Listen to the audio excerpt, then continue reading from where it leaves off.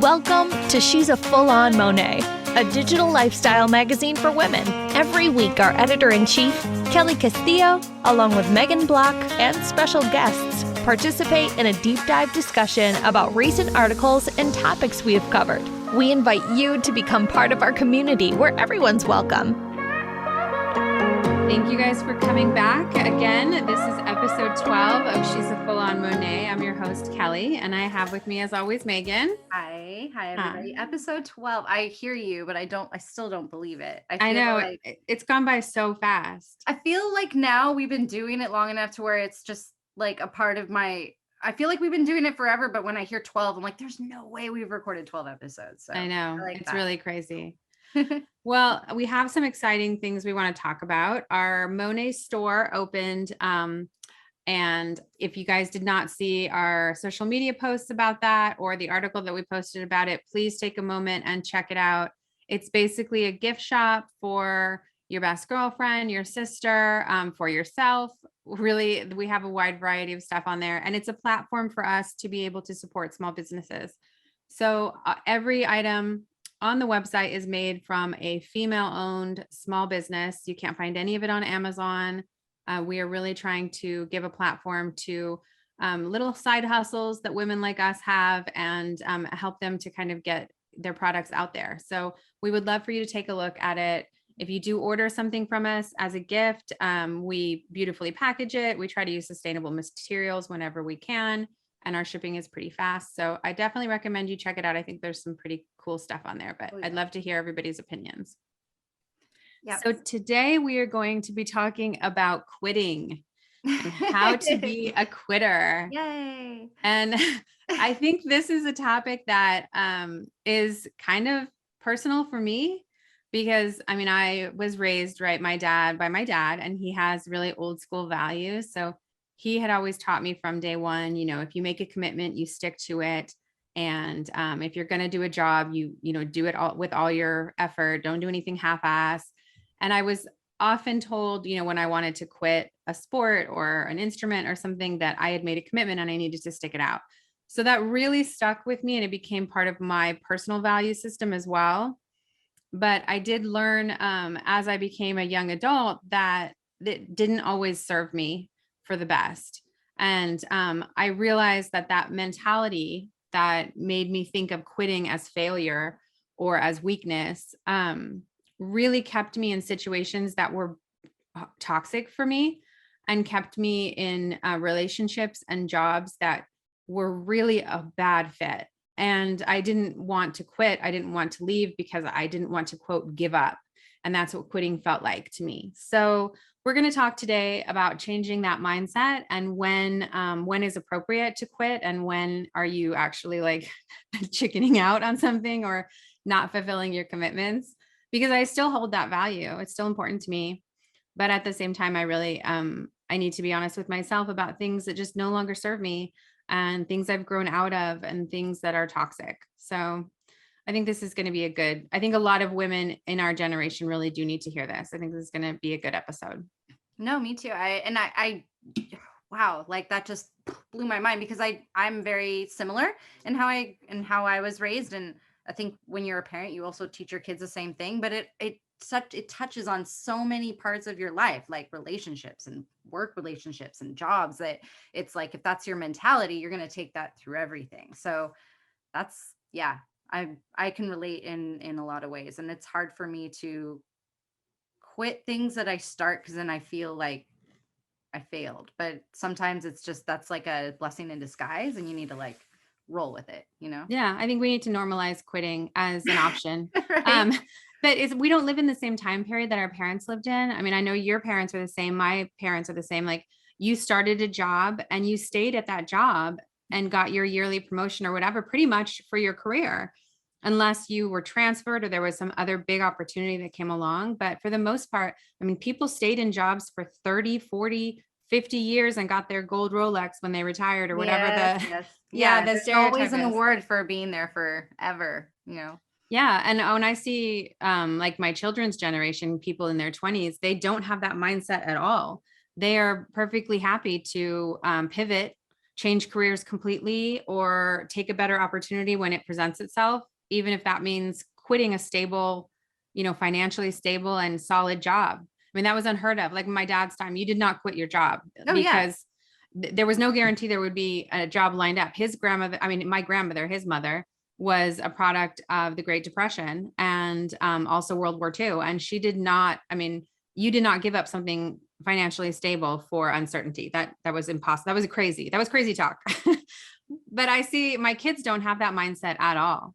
Absolutely And not. yeah, they are fine. They're like Tarzan, swinging from branch to branch, from job to job, until they get where they want to be. Emma actually said the other day, my oldest, she's 9. And of course, when you're 9, the world is your oyster and everything is possible. Right. But she actually said, she's like, she told me, she just laid out her life plan for me. She wants to be like a nanny first, and then she wants to be a horse trainer. And then when she has kids, she wants to be a teacher. And I was like, first, my thought was like, okay, like, are you Barbie? You can do like 15 professions. But then I was like, wow, that's cool that no reason she couldn't. that it's not just like a full streamline of like, oh, I'm going to be a teacher for 40 years and then retire. You know what I mean? It was like, oh, I'm going to do this and then I'm going to have a career shift because I want to do all these things and they interest me. And of course, I encouraged it because I thought it was great. But now I'm thinking, if I had said that to my parents, or if my parents had said that to their parents, they would look at them like, I'm sorry, what? You're going to do what? That's 3 things. You pick one thing. You go to college and you study for that thing, and then you do that thing for 50 years and then you retire.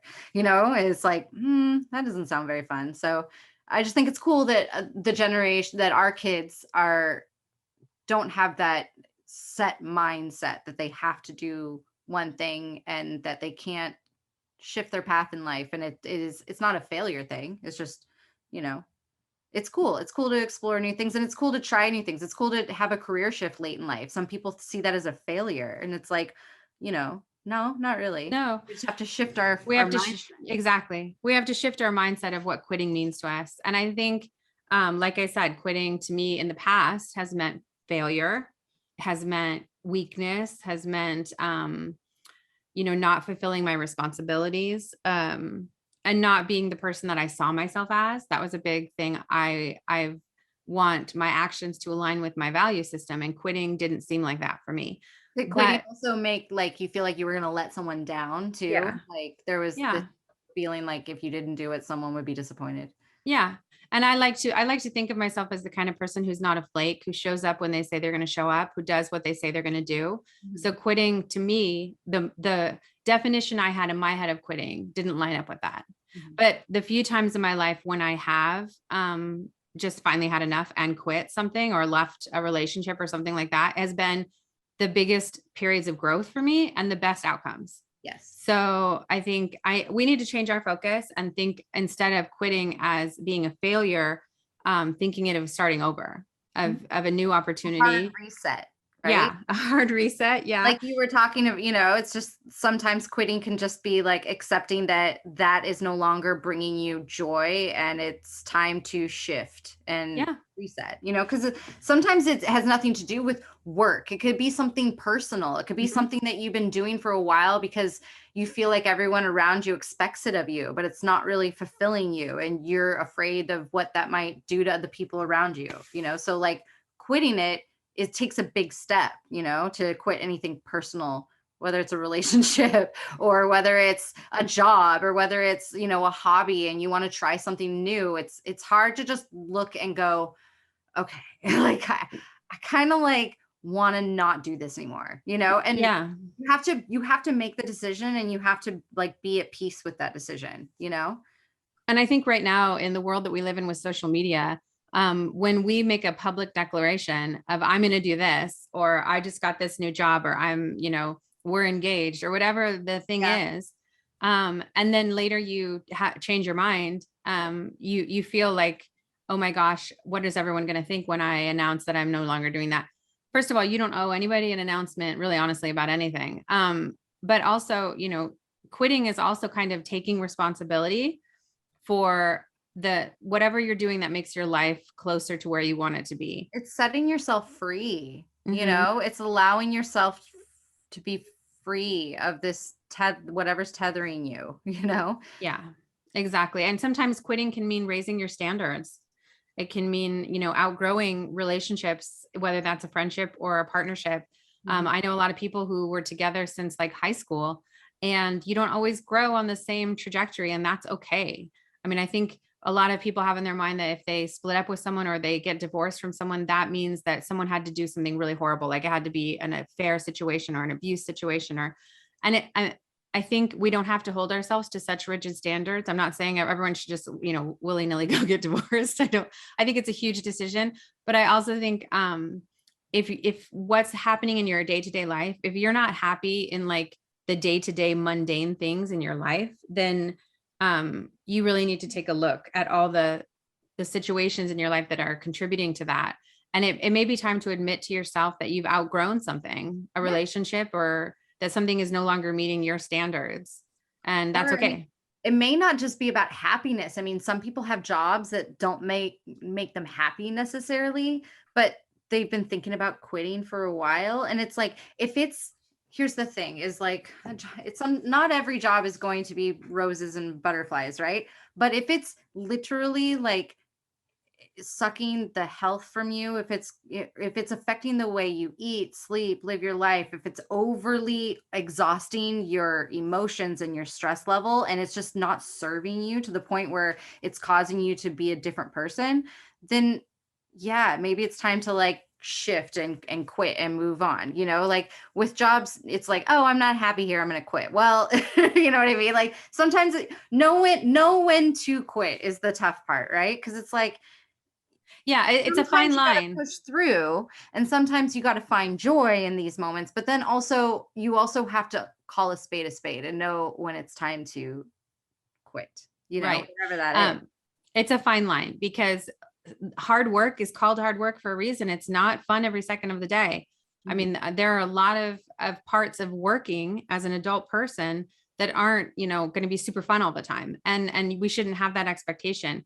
But if you're in a position in your life, in a job position that is setting you up for the life that you want and the place that you want to be, then by all means trudge through the mundane parts of it and or do the really exhausting parts. Your daughter, yeah, at that, you know, I'm sure at some point all of them have gone through really tough things, but Sam has pushed through some really tough stuff in her career path and had to like sacrifice. You know, there are moments where you have to push through tough stuff to get to that other side, but you know, like you have to be realistic too. Like, you know, going in that it's going to require that, you know, sometimes.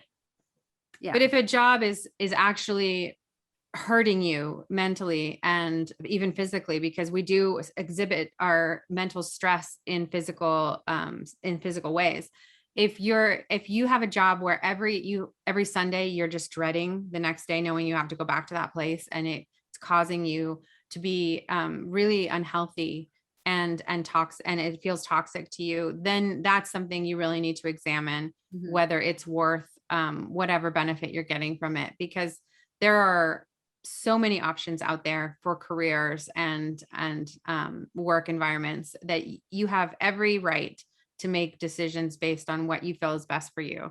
And just because you went to school for something, if you find out later that you don't enjoy that thing and it's not, you know, adding to your life, it's not making you into the person that you want to be, then you don't need to stick with that, even if that's what your degree is in. You can pivot and be something completely different. That's the wonderful thing about the world that we live in today. Everybody gets to be their authentic self. It's the first time in history that's ever happened. So we really all need to embrace that, not just people who, you know, normally would have had to really hide their authentic selves. Everybody should be embracing being authentic, even if that disappoints some people. No. Do you think that like knowing when to quit is like a gut thing? Because like, you know, deep down when you examine these things, that if your soul, if your mind, body's telling you that this isn't working, whatever that thing is, you know, because it's a situation to situation, person to person thing, you know, because you know, whether we're talking about relationships or work or whatever it is, it's like if it's like that voice that doesn't go away, that it's just like, you know, whether like, man, I think we generally do know. I mean, I tell my kids, they're adults, right? I tell them if they have a hard decision to make and they're really conflicted in their heart, flip a coin. And I don't mean like, who cares one way or the other, or take it so lightly, But in my experience, when I've had that mindset of flipping a coin, that moment where the coin is flipping up in the air, I'm wishing for one particular answer. I'm wishing it was heads or tails. And that will tell me what I really want. If I flip it and I go, oh, please let it be heads, then I know that's the decision that I want to make. I'm just waiting for someone to validate it for me and justify it for me. So you usually know, you're struggling, maybe not with the decision itself, but of your imagined consequences for that decision. So what you're struggling with is, I really want to do this, but I'm afraid what my parents will say. I'm afraid what my friends will say. I'm afraid of all these things. My daughter, Sam, like you were talking about, she got into her master's program in Savannah, Georgia, and moved across the country. She had like very little support. A lot of her friends were saying, that's crazy. Who wants to move? You live in California. Everyone wants to move here. Like, why are you doing that? There's schools here. She was in a relationship, and the person she was in a relationship with had never even been to Georgia. And she did not have any expectation that he would come with her. So she was ready to say goodbye to that relationship. She was ready to lose friends. She was ready to do to be the best version of herself, the version of herself that she saw that she could be. She was working towards that. And anything that didn't align with that, she was ready to let it go. And thankfully that didn't happen. She kept, her friends, her boyfriend, now fiance, moved with her. It all worked out in the end, but she was ready to make those kinds of tough decisions. So you have to have the courage to quit. I feel like that's a saying, like you have to, because it takes real courage to, like, especially Samantha, to like be in a solid relationship and know that that might end, to have these friendships that you have had probably forever and know that those might shift based on your decision you're making, and still move forward with that, with all of this. Like that's crazy awesome, but I mean, not everyone has that courage to like, oh, I've been with this guy or this girl for so long, and we have a dog together and a house together. It's just easier to stay in this super unhealthy, unhappy relationship than it is to break up and split our stuff up and like move, or like, oh, I don't know how to be alone. I'd rather just stay in this unhealthy, you know what I mean? Like, yeah, well, and let's be honest, full-blown courage to quit things sometimes. It does. And let's be honest, the fear of the unknown is way stronger than the fear of what you have already in your hand. Yep. So I think that quitting, it really means taking responsibility for your own happiness, because I know in my personal life, and I'm not going to call people out here, but I know a lot of people who are staying in very, very unhappy situations, whether that's their job or their relationship or their friends or whatever. And it's because they don't have to take responsibility that way. They can sit in their unhappiness and they can blame it all on their spouse or their work or their toxic best friend or whatever they're using as their crutch. They're blaming it on that person. They're not having to take responsibility, where if you leave that relationship or you leave that job or you leave that friend group, suddenly you're responsible for your happiness. You're responsible for your life and where it takes you. And that's scary. And it's easier not to. I mean, it just is. Yeah. So that's, I mean, first of all, you have to have the courage to look at whatever that is in the face and still move forward. Cause there people will, it's like the excuse factory pops up when you like bring it up. You're like, oh, well, you complain about your job a lot. Well, yeah, they make me work on my day off. And well, why don't you just quit? Oh, well, why should I quit? I've been there and doing now you're just making excuses for why you're still at your job that you clearly hate. And they're clearly like using you and, not, you know what I mean? It's like, well, if you don't like it so much, then quit. Well, I can't quit because of this, and this. Okay, well, it still sounds like you should quit. You know what I mean? From the outside, it's so easy because it's not their personal problem. But sometimes, it's that simple. Like if you're constantly complaining about the boyfriend, the job, whatever it is, then that's just like, that's that mirror that you can't avoid. And it's just like, well, how many excuses are you going to make until you're finally like, maybe that's the problem, Right. Yeah. But if you have this outside influence that is not allowing you to be your best self, isn't that easier to use that excuse than actually having to show up as your best self? Because that's hard. Showing up as your best self is hard work.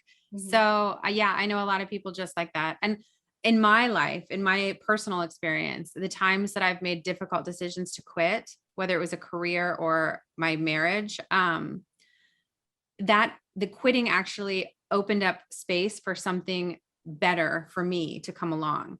If I had not been ready to quit and walk away from those circumstances, I wouldn't be where I am today. And I'm happy where I am. I mean, I'm incredibly blessed where I am. That would never have happened if I had stayed where I was, because there was no space for something better to come in.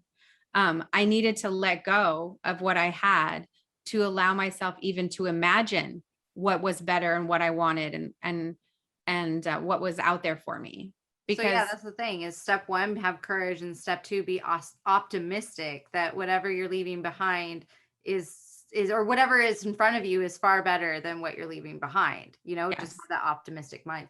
Did you have that optimistic mindset going out of, say, like your marriage, that things would work out better on the other side? Because Yeah, when you're super depressed and sad and in that space where it's like you can't let go of what you need to let go to see the optimism. Because yeah, that's my biggest thing. I knew almost right away that marriage wasn't right for me. I knew it so early, and I stayed for a decade.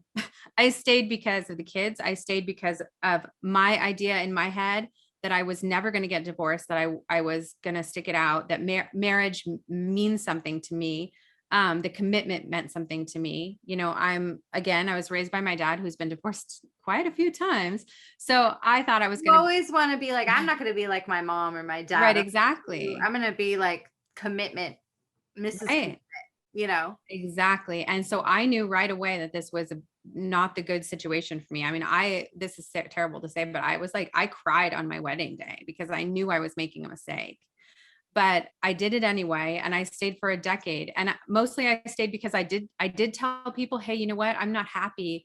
I think I want to leave. And they would tell me, oh, you can't make it on your own. What are you going to do with these little kids? No one's going to be interested in being with you when you have 4 small children or whatever. I heard all of that. And I heard from like, would anybody ever bring up like what that would do to the kids if you guys split up? It's like instantly yes. you think of your own happiness. They're like, but what about your kids' happiness? I'm like, oh, I'm sorry. For a millisecond, I was thinking of my own happiness. Let's talk about that, because I come from not to interrupt your story, but I come from a marriage that literally stayed together for like, my parents stayed together for like 25 years, too long. And they stayed together for the kids. And it was super, super dysfunctional. Mm-hmm. So it's like, I get that, so to stay together for the kids or to think about the kids' happiness, that doesn't always work out. No, and to be honest with you, the only reason that I finally got the courage to leave was because, and I wasn't in an abusive relationship. I wasn't in a relationship where we were being unfaithful. There was none of that. That was not the reason. I could not be the person I wanted to be. I could not be the best version of myself in that relationship. Our value systems were too different. What we wanted out of life was too different. And I was thinking big, and there was not room for that kind of thought process there. Someone would need to conform. Right. And it was me. I was conforming. I was dim. And that's not. Yeah. I was dimming my sparkle, and I just had kind of given up. I had lost who I was. I lost my identity completely. And if you see pictures of me during that time, I don't even look like the same person. Wow. But the reason I got the courage to actually finally leave was because I did see the effect it was having on the kids. Good. Yeah. Because kids are very intuitive and they see that, Yeah. And I remembered like early on, when the kids were small, if he and I would have an argument, they would react. They would come and hug me or cry and say, no, don't fight, whatever. And then it got to the point where we would have an argument and they didn't even look up from the TV. So they were so desensitized to us arguing that was their normal. And that shook me. And the minute I realized that, I was like, I don't want them to grow up thinking that this kind of communication is what's normal and healthy, because that's not the value system I want to pass on to my kids. We are so different and we cannot seem to get along. And that's creating a toxic environment for my children. So that would then the decision became very easy for me. No matter how little I had in my bank account or where I was going to live or whatever, I knew immediately that now I needed to go. It wasn't. I don't want to be like FOMO, but I really wish that my parents had that. Like one of my parents had that mindset, because I kid you not, they like spent way too long together, fought all the time. I come from an abusive household, and so it's really nice to hear somebody go, oh no, this is like not what I want my kids to see, and I have the courage to put my foot down and stop it before it becomes routine. Yeah. And I grew up in a house where nobody raised their voices at each other, And where if we had something, you know, that if we had our feelings hurt by someone else in the family, or we were upset, we would write each other a letter, you know, slide it under your bedroom door. Like that was our communication system, and it was healthier. So I knew that I wanted my kids to feel that their home was a safe sanctuary for them. And it wasn't at that time. But so I made that horrible, you know, difficult decision to leave. Everybody told me I was making a mistake. Nobody supported that decision. Everybody was not telling me to try again, give it another chance, you know. And I knew my decision was the correct decision. So making that decision against everyone's advice and with no support, and then having it turn out to be okay, and having me be able to support my kids on my own and create this life for them, that they're super people. I mean, they're so emotionally And healthy. they're all products of how we grew up. So Yeah. that's where you really need to pay the most attention to what their environment is like and how they're learning to communicate and all that, you know? Yeah. And that was the Now biggest. they've evolved into larger children, smaller adults, you know, that Yeah. can now go out and find healthy relationships and communicate well, and then teach their children. Like, you know what I mean? It's like a thing, because Yeah. I picked up a lot of dysfunctional stuff from my parents that Dan had to, like, you know, exorcist style. My husband had to like really work. I mean, it takes a, here's the thing is like, yes, know when to quit, but I like to think of myself like a lot of people think of like a lot like a broken person, that it's like, it does take a very patient person to be with me. And I really, really appreciate what my husband, because he's met my mom and he's seen what I grew up with, and he knows stories. And so he knows that I'm not just like such a like black and white person, that some things require some patience, you know. Yeah. We're all very complicated individuals. We you know? are. But it's never, I am not in an abusive relationship. I have never abused him. It's never a point where like anyone was like, oh, this is a toxic relationship. But I had to work through some stuff. Between abusive relationship and healthy communication, there's a lot of gray area in there. Yeah. And so I know a really ugly thing, and he had to work out some ugly stuff from me so that I didn't pass it down to our kids, you know, because I had no idea that I was even doing a lot of the stuff that he said I was doing, because that's just how I grew up and that's just how my parents spoke. So I'm like, well, I don't know any better. You have to unlearn a lot. I mean, I learned that with Alex. His first marriage was very toxic, both sides. I mean, he was very toxic when he was in that marriage, and his, from what I've heard, his partner was as well. It brings out the worst in people sometimes. Yes. And so when we would be first together, if we would have a disagreement, he would go into nuclear war right away. I mean, there was no. Whoa. Yes. You know what? I don't want to like but I do remember being in the car next to you, and your response to those was to, and I, correct me if I'm wrong, but be very calm and be very patient and be very not loving in like a mocking way, but you now I'm learning you didn't grow up in a household where people yelled, but you also know that you had the intelligence to know that didn't help anything. And so that was really a big wake up call for me too. And I was like, wow, okay, yelling doesn't solve problems. Okay. And I actually adapted how you handled those situations in my own relationship, because it's like, I immediately went to yelling because that's what my parents did, you know? Yeah. But I mean, it took us years where I would try to de-escalate his immediately angry response. And if that didn't work, I would literally tell him, this conversation isn't productive, so I'm going to sign off, but I love you. You're like a samurai. I don't know how to do it. You're like, I'm not hanging up on you. I love you. Yeah. You have to say that. If you have to have boundaries, and you have to say, I love you very much. I'm not hanging up on you, but I've realized this relationship isn't going anywhere. I mean, this conversation isn't going anywhere. So I'm signing off. We will talk when you're calmer. It will make the person more angry, because this happened the other day with me, and Dan said what you just said, but you get off the phone as the angry person and you go, maybe I was being irrational. Yeah. You know, and it does calm the person down, and it stops any more negativity or toxicity from there on their end or your end, because they just realize you're not going to fight. So what's the point in fighting with yourself? Well, and I had to literally teach him that it was him and I versus the problem we were having, not him versus me. Very true. And so sometimes when he gets heated, still to this day, I will look at him and say, same team. We're on the same team. That's like our signal. And then he calms down and he realizes, okay, he's not mad at me. He's upset about this problem that we're having.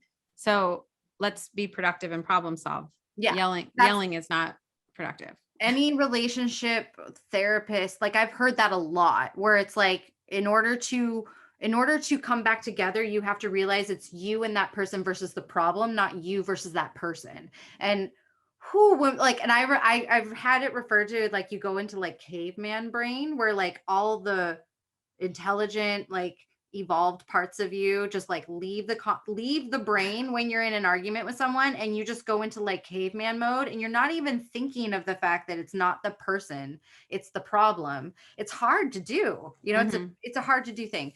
And it's still on the topic of, you know when and when not to quit. I still think it's kind of a gut thing, because like I said, I will admit, a very complicated individual. And it's, I am very happy that in moments where I have gone through some crazy stuff, that my husband did not quit on me, because it does require someone to not never give up, but have like a stick with it mentality and work through it. Because eventually, when I'm like on a level minded, when all of that is gone, I'm sure you and Alex have a much better communication style now. It's not always perfect. Like, I'm not always, no, of course, those demons still show up sometimes, but I have learned a lot and evolved a lot. And and I don't want to blame my childhood, but I feel like it's a lot of because of what I watched my parents do. Of course, it's normal. If one of them had maybe quit the relationship, the very clearly dysfunctional relationship that they were in much sooner, this still feels like a cop out. Maybe I wouldn't have come with such a large bag of baggage, but I just feel like sticking with it for the sheer fact that you think it like keeps the family unit together and teaches your kids a family unit, when it's clear it's just not working, is never good. So no, it's not. And I think there are ways to tell if you should stick it out or if you shouldn't stick it out.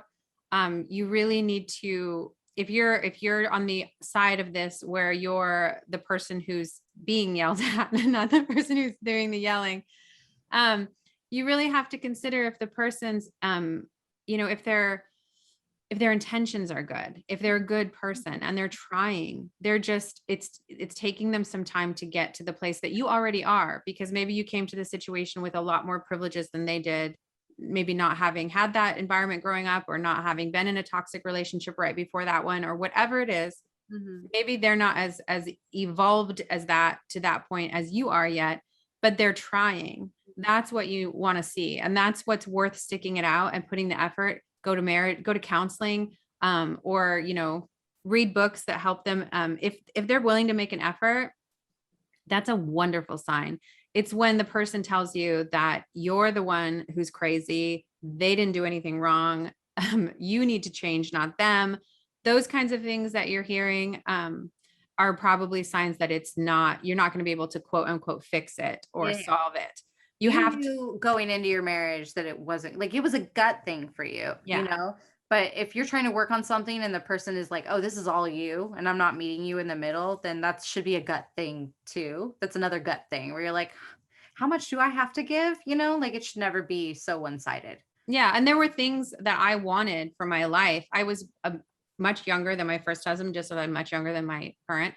There were things that I wanted for my life. And I had these big dreams, and I had this idea of what my best version of me would be. And there was no support from my ex on those things. And he didn't want the same things I did. He thought I would. I was actually really kind of disparaged for wanting those things, because he was saying, well, our life now is fine. This is good enough for me. Why isn't it good enough for you? And it just, to be honest, there's nothing wrong with that. If he's fine in that space, then for me to push him outside of his comfort zone and try to make him into something he doesn't want to be, that's not fair either. That's abusive on my part. Yeah. So he deserved somebody who would meet him where he was at and love him for who he was. And it just wasn't me. It couldn't be me, because what I wanted was something much bigger than that. And I had all these big goals, and he was uncomfortable in the place that I wanted to be. Like, he would have been uncomfortable in the environment that I wanted to end up. It wasn't his lifestyle. It wasn't what he wanted. I had all this hustle. I had all these goals. I wanted to be entrepreneurial. I wanted to do this. And he wasn't on board for any of that. He didn't understand it even. He was like, why would you want that when everything we have now is perfectly fine. We have a, perfectly fine house in the suburbs, and we're camping on the weekends. And what's wrong with that? There's nothing wrong with that at all. It's It's just 100% not your life perfect. that you It's just signed not up. what I wanted. Mhm.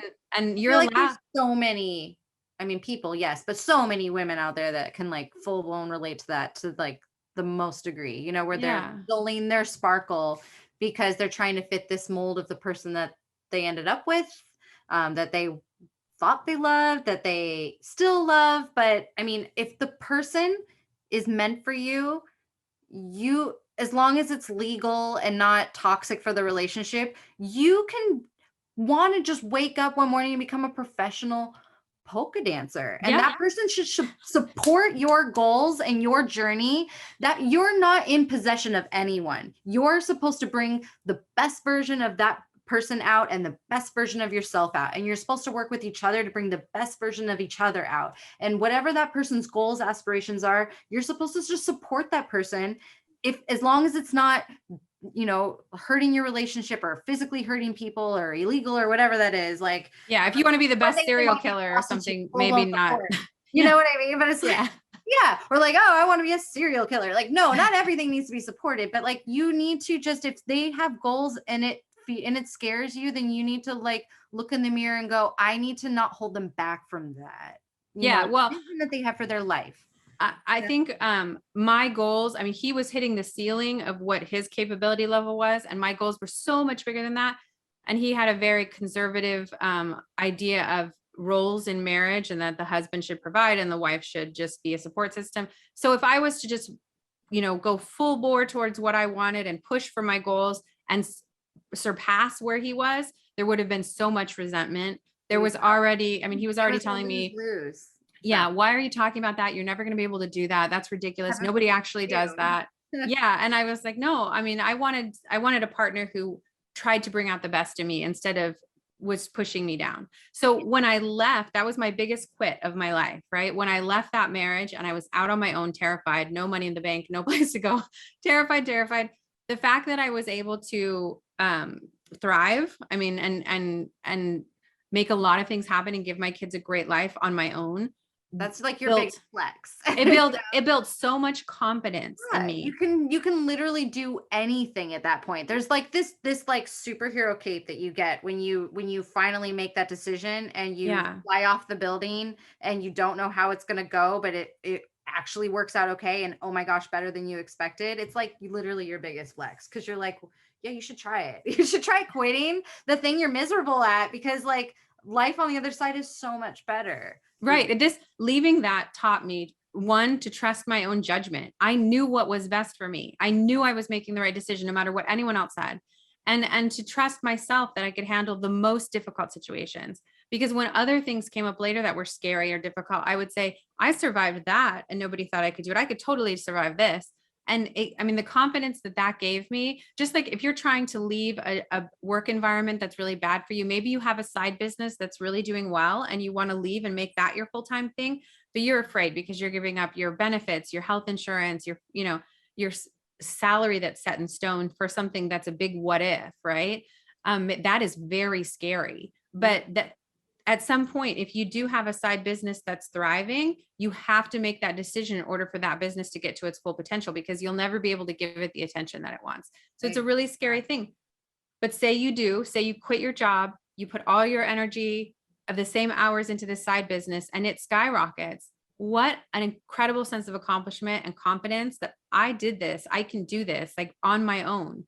Without a safety net, without anything. That's really life-changing, that kind of confidence. Yep. It I really feel like makes all you success stories, like entrepreneurial, you know, come from, there's no person that's like, oh, I was a lawyer, but I also started this business and I never really quit being a lawyer and this other business did really well and I kind of did. No, they like full blown quit one thing to put all in one other thing, you know. And it's sometimes like you being unhappy and that other thing is just your heart telling you that it's time to go, you know, like it's just time to make that leap, you know. And sometimes people might think you're crazy, but that's okay, you know. Like there's nothing different from that other person that did it and succeeded, other than the fact that they made that decision to do it, you know. right. And there are so many times where people in my life, and myself included, have asked the question of what if I had made that decision sooner? Think of what I could have done then. Oh, Think of of all course. that. You're always Yeah. thinking about like, what if I had done this sooner? Like I could be here. I could be doing, you know what I mean? Right. Why did I spend so long worrying about it and stressing over it and procrastinating doing it? So, I mean, It's and always that ugly beginning that we always fear, it's right? scary. It's That's scary. scary going into the world of and being single after being in a relationship for so long, or going into the world without a job after being and thinking you're going to do this one thing for so long. It's like super scary, but you got to take that leap. You got to have the courage, and then you got to be optimistic. Yeah. I mean, I You can know? think of a lot of women who have, they've had the same best friend forever, and they've been through a lot with that person, but now their lives just aren't lining up and they're not in the same space anymore. Maybe they're growing in two different directions, or that friend has become resentful of success, or judgmental, or there's just issues now where that friendship, you've outgrown it, doesn't serve you anymore. You spend the same time with that person, but you're not getting the same enjoyment out of it.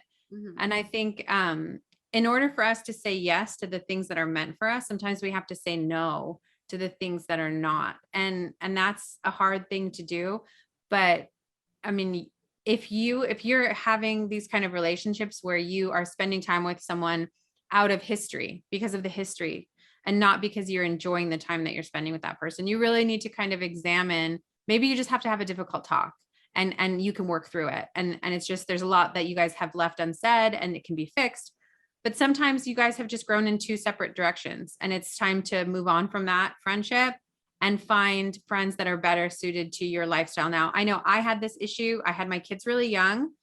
All my friends were not having kids at that time. They were in school or starting jobs, or dating, and I was married with kids, and so we had nothing in common anymore. It was very hard for us to have Or anything to you talk couldn't, about. you weren't as freely available anymore. Like your lifestyles were completely different, you know? Yeah. And we were growing on two completely separate paths. And so a lot of my friends I stopped talking to for quite some time. And then we came back together later. And I talk to them again because, You're on now the same path. we're You on the have same path. stuff to talk about. Yes.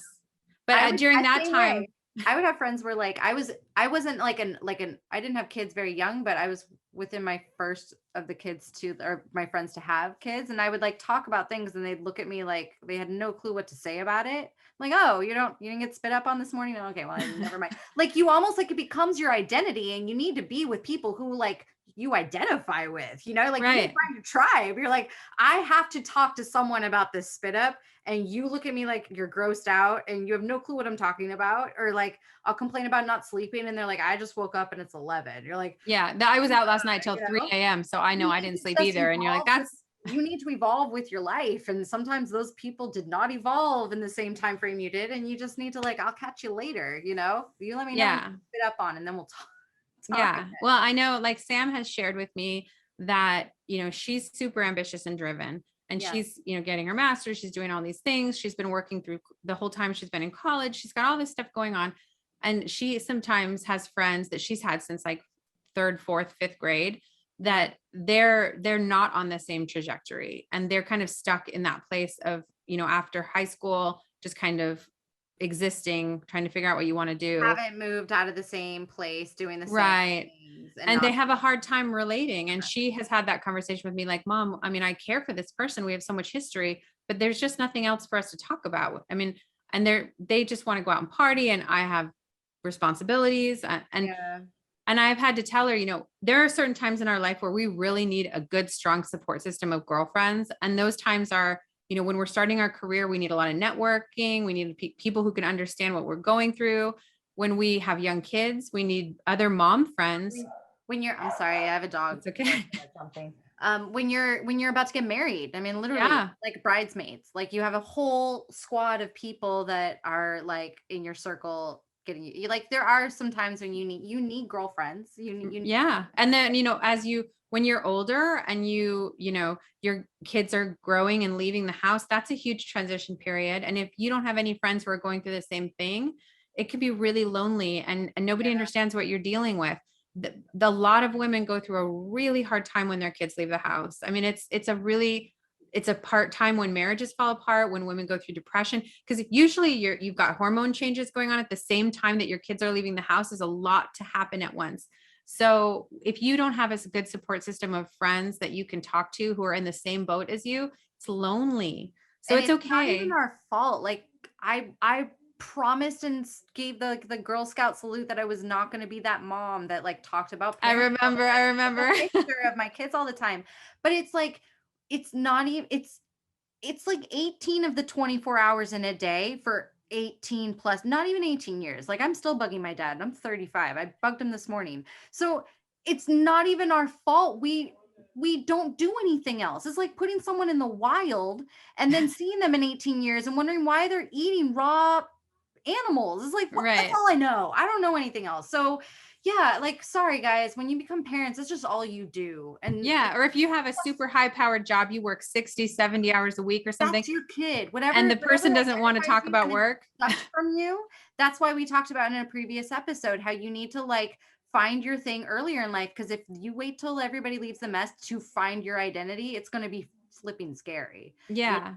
Well, and quitting can also mean, it can be not even all of this emotional, like heavy stuff that we're talking about. It can be, maybe you've had a hobby that you've had for years and years, and it's just something you enjoyed at the time, and you have like crafting or sewing or knitting or painting, whatever it is, it doesn't matter. And you really enjoyed it, and it got you through a tough time. It was, it was something that what you were passionate about, but you've lost interest. You have other interests now.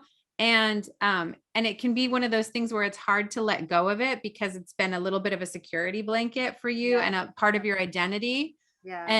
But it's okay to quit things. Just because you liked something before doesn't mean that you still have to like it. Keep doing it. Yes. I'm personally, that was a personal thing, not for me, not too long ago. And it's not like you can't go back to the thing. It's just like, allow yourself to be free to evolve in life. And like sometimes people don't serve you in that season you're in, and be okay with that and be honest with it. It's like that saying, some people, and you can use anything from knitting to a person. Some people are here for a season. Some people are here for a reason. You know what I mean? You just got to know what those things are and be in tune and be intuitive. Yeah. Maybe you mentioned once to friends and family that like frogs are my favorite animal. And now your whole house is frog themed because people keep buying you gifts with frogs on it. My dad's ex-girlfriend had that same story where she said she liked a birdhouse, and she's like, yeah, I said that once. Now I have 20 birdhouses my mom. Yeah. So maybe you have stuffed frogs, enamel frogs, pottery frogs, kitchen, cookie things shaped like frogs. It's okay to tell people, I've moved on from the frogs. Donate the stuff. Redecorate your house now. Yeah. You can move on to cow print or flamingos or whatever. Let your job, other people's expectations, whatever that is, like identify you and mold you, and not let you like break free of that, Yeah. Courage. You got to have courage. You got to be okay with the backlash you're going to get. Oh, and by the way, most people don't really care. Like when you make this big life shift of no longer sewing and now you want to try piano, people aren't going to be like, like you have a higher expectation for yourself than people actually have of you, because that's just how we're all just such, believe it or not, we're very narcissistic people. Like we all just think the world is just thinking of us 24/7 and what we're doing and what we're projecting. Maybe, but probably not, so like have the courage to try something new, because chances are people are going to be encouraging if they're the right people, and they're probably not really paying attention so hard as you think. You know what I mean? Yeah.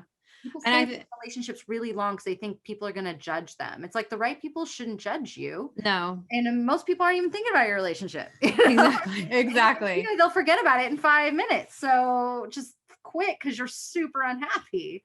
I think this topic is so important particularly for our generation, because we were raised by that more conservative, never give up, perseverance, don't be a quitter mindset of our parents. And I promise you, I probably know so many people, so many lawyers who the first semester of law school, they knew it wasn't for them, but they didn't quit because they got into law school. What's money? They have parents died. What's wrong with you? Now you have all the student debt you have to finish, or medical school, probably knew right away, this isn't what I wanted to do, but now they're doctors and that's what they're doing. I'm so thankful that we have kind of a little bit changed this mindset for the newer generation, because if you got into an Ivy League school, I have a friend whose daughter got into MIT. She went the first year, she knew right away it wasn't for her. But her parents were saying, "Are you crazy? That's MIT. Like, do you know how many people applied and you got in? I mean, that's one of the best schools in the country. Why would you quit?" She did. She quit. She quit after the first year. She transferred. I think she transferred to Duke, which is still a really good school, much happier. It's okay to make a course correction. The earlier you do it, the less you're going to lose, the less time, the less What advice do you have expectations. for anybody that has like, it's it's not in their religion to quit like they live in a very strict household where like that's just how they're, maybe not their religion, or like my next door neighbor came from a Japanese household, and like she there was things that she was expected to do, and I whenever she wanted to try something new, she got a lot of backlash from. I feel like there could be Yeah. also things that are like you're raised a certain way and it's not in your control. And so what do you do for things when it's just like, oh, I'd love to quit, but like that would, like, I don't have that option, like I have to see this through because it's expected of me to do this, like those are the people that I'm like, yes, it can be generational, but I feel like sometimes It's also cultural for sure. it's cultural. You can't, for Yeah. certain cultures, quitting things is not even in the, not even you, it's not even taught. You don't even bring it up. Don't even think about it, Right. So, Yeah. it's I because mean, if they you, don't want to do those things, but they're being yeah, told they have to do this because yeah, you're going to be a doctor and this is what you're going to do. Well, like my dad expects me to do this, so I have to do this. It doesn't make me right. happy, but I'm I expected to do this. I know a lot of people who have family businesses and they are expecting their children, one of their children, to take over this family business. And sometimes it works out great, but oftentimes it doesn't. And if you've never even considered asking the child that you're expecting that of, whether they have an interest in that business or want to do it, this is the time to have that conversation, because they could have a dream that they've had their whole life and they love you so much that they don't want to disappoint you by telling you that. Mhm. So this is a really good conversation that you can have. And it's hard. I'm a real big proponent on not putting expectations on our children. Mhm. I think you have to step back and let them turn into who they're going to turn into. And all you're supposed to do is cheerlead and support. So that's a sticky, subject for me, but I think there are people who think it's too late. They're too old. Too much time has gone by.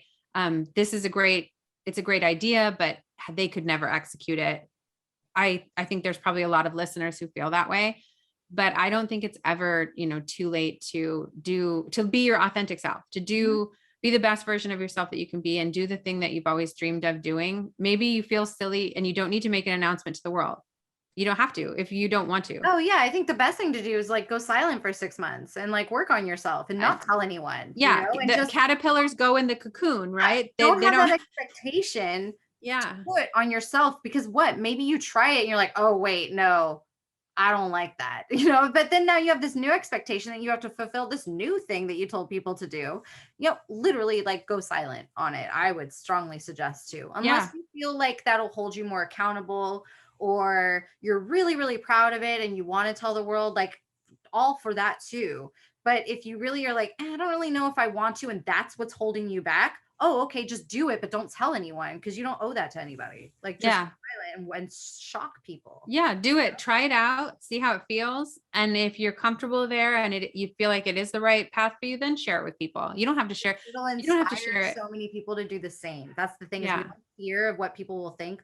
By the way, it's going to inspire. People are going to want to be that. Like we talked about last week. I want to be that woman eating alone in the restaurant.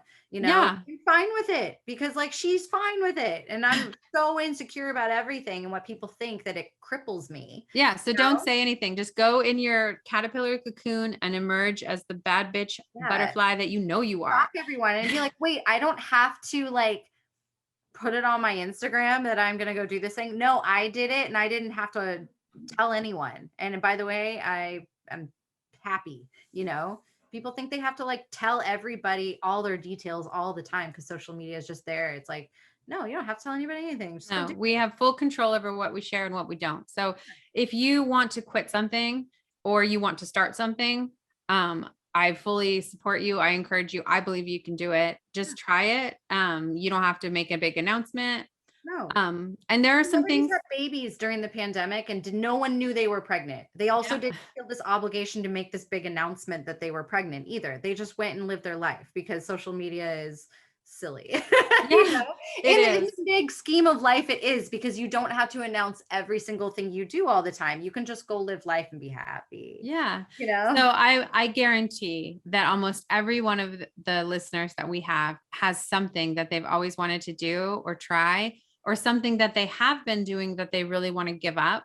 And hopefully this helps them to be less scared to do that. It could be, you really need to kind of search your heart about what is it in your life that is keeping you from being the best version of yourself, or the version of yourself that you want to be. Not what society tells you that you need to be. And is it something you need to, is it for a season, or is it like, is that just what it's going to be? Because like we talked about, Sam made some really hard choices and she went through a really tough season, but now she's on the other side and like happy she made that leap. You know, sometimes you know that it's not going to always be, you know, but you have to just be ready for that season. But if it's like a lifelong thing where you're just legit unhappy and it's not like a season thing, like know when to quit, you know? Yeah. And don't feel like you need to apologize for it. Yeah. It's okay to say, I quit because I wanted to quit. You don't need to give anybody else any reasons. Your reasons are your own and they can be private. You don't even need to tell anybody that you quit. But if there are people that you have to let know, it's okay to say that you just did it because you wanted to. That's enough. That should be enough for anyone. Super foreign for people to put their own happiness first nowadays. And if you do, you're like super selfish for thinking that. You're like, why did you leave your marriage? Oh, well, I just realized I was really unhappy. But you have like kids in the house. Like, yeah, I know, but like I put my Yeah. happiness first. Yeah. Or maybe you've know? been super tied up in something like diet culture, which is not making you feel like a good version of yourself. And you've been on a diet since you were 13 and you're sick of fucking lean cuisines. Yeah, you quit that unhealthy, Quit it. toxic, whatever it is. Quit it and just embrace your body. As long as your doctor says that you're healthy and you don't have like restrictions or anything, embrace your body for what it is and let yourself love it at the place that it is right now. Quit the dieting if it's causing you unhappiness. Or maybe, maybe it's the opposite and you've always wanted to try something like CrossFit, but everyone tells you you're too old, you're not fit, you're not strong enough. Look, those people are super muscular and you're not. Don't listen to any of that BS. Go do what you want to do. Go, at least take the first steps, make appointments, talk to people, ask someone, hey, I want to start this, but I'm way lower than beginner. What do I do? Yeah. Like, I wanted to start weightlifting. I'd never, ever, ever lifted a weightlifting bar in my life, but I knew I always wanted to do it. And I was frustrated that I had this big vision. And I just, I was thinking of hiring a trainer, and that's what most people would do. I just found somebody at the gym that I meshed well with, and she taught me a bunch of things. And now but I had to like let go of that idea that I had to go into something being an expert in order to even be worthy of trying it. It's like, because I was worried of what people would think of me or I would mess it up. It's like, okay, well, if that's really hindering you, well, then there's professionals. Like I could hire a trainer and that person could help me through the beginning ugly part, but you just have to like be willing to like let go of the fear and be willing to look silly for a little bit. Yeah. And that's okay. That's the worst thing that could happen. But this idea that I'm not whatever enough for this thing that I want to do. I'm not strong enough. I'm not fit enough. I'm not young enough. I'm not whatever. Yeah. Just let go of that. Let it go. By the way, that's just you giving yourself like excuses. It's just that voice that's been hindering you for years, keeping you from doing that thing. That's becoming louder than your willingness to try. Yeah. Yeah. And we all know, yet we still act in a certain way, right? Yeah. It's always easier said than done. Absolutely. And this is a scary topic. Quitting is, the word quitting has such an emotional attachment to it, and it's mostly negative. But I think hopefully our conversation today might have changed that narrative for a few people, because I think it's reworded now. I think we're embracing our authentic selves. You kept saying that. And it's like, that in itself is quitting a lot of things. It's quitting the idea of what you thought you were, what a society thought you were, what you thought your future was. There is quitting involved in embracing your authentic self. And I feel more than ever that we are doing really well at pushing that as a society. So I think subconsciously that idea of quitting toxic things will come along with it. But you're right. We need to like embrace this idea of healthy quitting more, because then I feel like people will live their life freely more. We have to normalize changing our minds. I mean, I've changed my mind on so many things because I've gotten new information, or I've learned, I've been more educated, or I've grown as a person, whatever the reasons. We need to normalize changing our minds about stuff. And that can be changing our minds about really big stuff. Mm-hmm. So it's okay to, and maybe you had dreams when you were younger and you've held on to that dream, but you realize dream isn't even something you want anymore. It's okay to also just let go of a dream that you had. You're not giving up on yourself. You're giving yourself space for something new to come in, for something even better to come in. You're allowing room for that better thing to come along, because you're not, so, the blinders aren't on. So exactly. Ooh. So, wow, this was a big topic. We had a lot to say. I feel like we could talk about this again forever. It's heavy, but it's also optimistically good, because it encourages us to think differently and to be happy. Absolutely. Anything that like revolves around the idea of just being happy. The core is just to be happy. I'm all for, And I mean, a lot of things before our happiness nowadays. I remember, I think it was one of the Sex and the City movies where Samantha asked the other girls, she's like, are you guys just happy all the time? And they were like, well, not all day, every day, but in general, we're just happy. And it blew her mind because she was in this relationship that wasn't making her happy. And she was trying to, I don't know if you remember this, but he had like stayed with her through cancer or something. So she felt like she had to stay, even though she was no longer happy. And so she was just normalizing being unhappy. And then when she asked her girlfriends and they were like, yeah, we're generally happy, it just blew her mind. So happiness is a choice that we make, and we make it every day. And if you are not making that choice for yourself, honey, you're the only person who can choose it. Nobody else can make you happy. You have to do this for yourself. This is the number one thing in your life. It's what you're on this earth to do, is to just feed your own soul and make yourself happy. Yeah. So many things. The older we get, the more things get shoved in front of happiness. When you're a kid, it's basically wake up and like find happiness, like, oh, a toy, cookie. But then as you get older and you have bills and jobs and kids and responsibilities, it's like, who has time for happiness, and it's sucks. But and we're not living in a world where all day we have unmitigated joy. I mean, that's, of course we're not, unless your job is to in your day. Yes. If you're not, then there's the wake up call. It's not being happy all the time, but it's finding the happy moments in your day and being in those moments. You should be, generally positive throughout the day and feeling good. I mean, none of us like just sit in a ball pit all day or something, like ride jet skis all day. I wish, but if you're evolving into like a very angry person and resentment, negative of yourself, there's always something in your life, whether it's your job, your relationship, something